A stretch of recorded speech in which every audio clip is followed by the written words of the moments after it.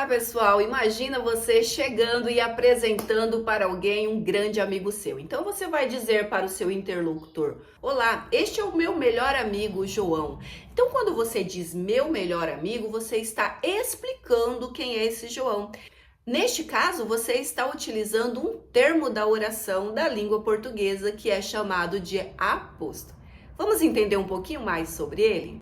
Olá, eu sou a professora Mislene e este é o nosso canal Português na Prática com Mislene. É um grande prazer tê-lo aqui.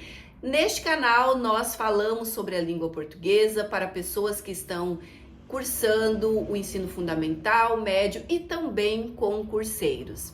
E na nossa aula de hoje nós iremos tratar sobre um termo da oração chamado aposto.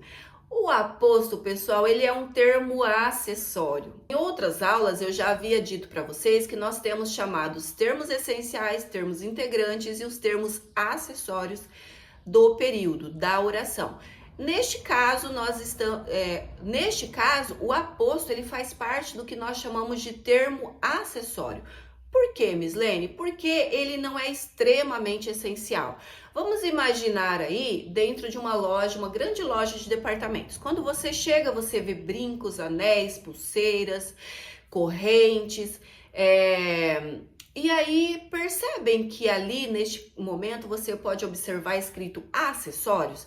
Por que acessórios? Se eu tirar um brinco, se eu tirar uma corrente, um anel, não terá um grande prejuízo ali na minha composição da vestimenta. Então, neste caso, nós chamamos de acessório. Talvez fique um pouquinho menos enfeitado, mas visualmente falando, não sofrerá nenhum prejuízo. A mesma coisa seria dentro de uma oração. Nós temos ali o que é essencial, mas nós temos também os termos chamados acessórios e o aposto é um deles. Bom, para que serve o aposto? O aposto ele serve para explicar, ele serve para especificar, ele serve para nomear, enumerar. Vamos entender um pouquinho mais sobre cada uma dessas formas? Se eu digo para vocês assim, Machado de Assis, grande escritor brasileiro, nasceu no Rio de Janeiro.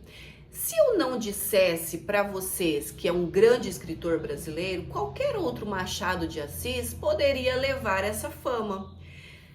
Neste caso, eu estou explicando quem é o Machado de Assis ao qual eu me refiro, que é o grande escritor brasileiro. Neste caso, vai ficar mais claro ainda quem eu estou me referindo. Uma observação a ser feita é que o aposto ele sempre aparece entre vírgulas. Então vamos imaginar numa seguinte frase aí. Se eu disser para vocês, Neymar, jogador da seleção brasileira, fez um golaço em campo, quando eu digo assim, jogador da seleção brasileira, eu estou explicando quem é o Neymar, sobre qual Neymar eu estou falando. Se eu estivesse visualizando isso de forma escrita, este jogador da seleção brasileira deveria estar entre vírgulas. Mislene, somente entre vírgulas que pode aparecer o aposto? Não, às vezes ele pode aparecer entre travessão, ele pode aparecer entre parênteses. Então, o fato é que ele está explicando o termo anterior. Imagine um outro exemplo. Ana Maria Braga apresentadora de televisão, faz ótimas receitas. Então, quando eu coloco apresentadora de televisão, eu estou explicando sobre qual Ana Maria Braga que eu estou falando. Então, neste caso, vai esclarecer melhor o que eu estou dizendo para vocês, que é a apresentadora de televisão. Não é qualquer Ana Maria Braga, é uma específica entre várias. Vamos imaginar o aposto especificativo. E neste caso, ele está restringindo a uma determinada pessoa. Quando ele está restringindo, neste caso, ele não vem entre vírgulas. Então, vamos observar o exemplo. O escritor Machado de Assis é admirado mundialmente. Eu estou restringindo a esse autor. Eu quero dizer ao mesmo tempo que eu não estou falando sobre os demais. Neste caso, eu estou restringindo a um único autor que é o Machado de Assis. Podem haver vários, mas eu estou falando especificamente sobre Machado de Assis. A aluna Maria Clara foi premiada, então, dentre vários alunos, eu estou restringindo somente a esta aluna, que é a Maria Clara. Então, neste caso, quando estiver o sentido de especificar, restringir, aí neste caso não haverá vírgula. Estejam atentos a isto. Aposto resumidor. Então, neste caso, nós temos vários e no final vamos resumir o que nós havíamos dito. Então, vamos observar o exemplo. Cadernos, livros, canetas, lápis, tudo estava espalhado pela mesa. Então, quando eu utilizo este pronome tudo, quando eu utilizo a palavra tudo, eu estou o quê? Resumindo tudo aquilo que eu havia dito anteriormente. Mesma coisa, respeito, carinho, solidariedade, valores essenciais da convivência. Então, quando eu digo valores essenciais, eu estou resumindo o quê? Tudo aquilo que eu havia dito anteriormente, que é respeito, carinho, solidariedade. Aposto enumerativo, neste caso serve para enumerar, né? Normalmente elementos ali dentro do mesmo campo semântico, dentro do mesmo sentido. Então vamos observar, o Brasil tem 3 poderes, executivo, legislativo e judiciário.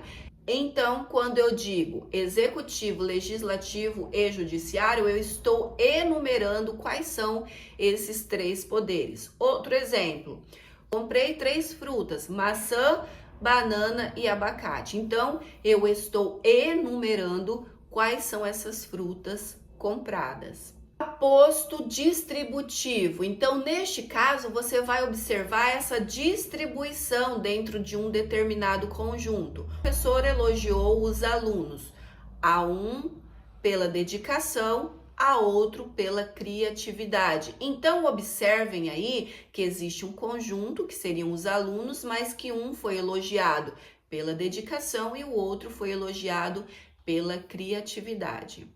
Aposto explicativo por nome próprio. Então, seria mais ou menos o contrário daquele primeiro exemplo que eu havia dado para vocês, sobre o Neymar e sobre a Ana Maria Braga.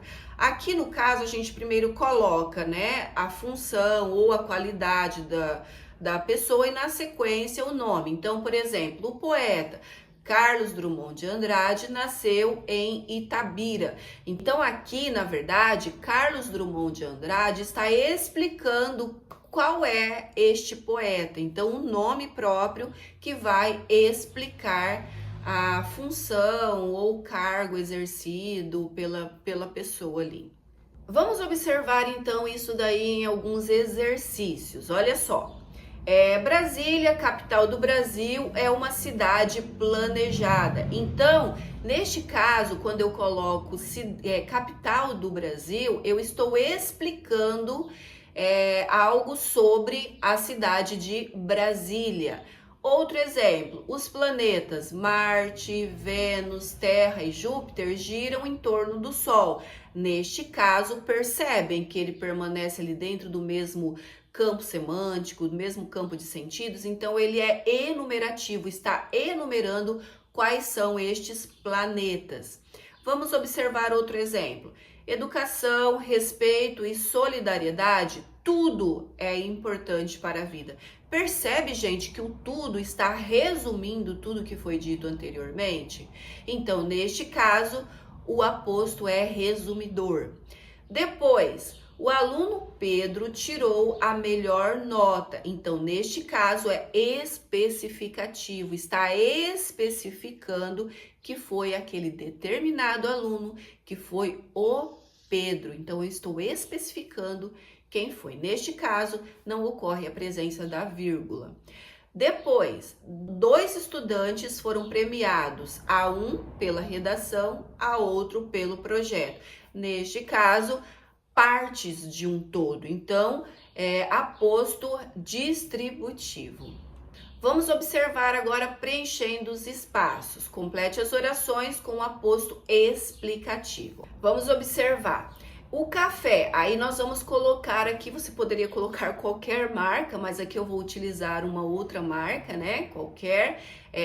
O café, o grão brasileiro famoso. Então, eu vou utilizar essa marca aí, tá? É a bebida preferida dos brasileiros, mas você pode utilizar a marca que quiser. B, Monteiro Lobato. O que nós podemos falar sobre o Monteiro Lobato? O autor da literatura infantil. Então, eu estou o quê, pessoal? Explicando quem é Monteiro Lobato. Escreveu O Sítio do Pica-Pau Amarelo. Depois, outro exemplo.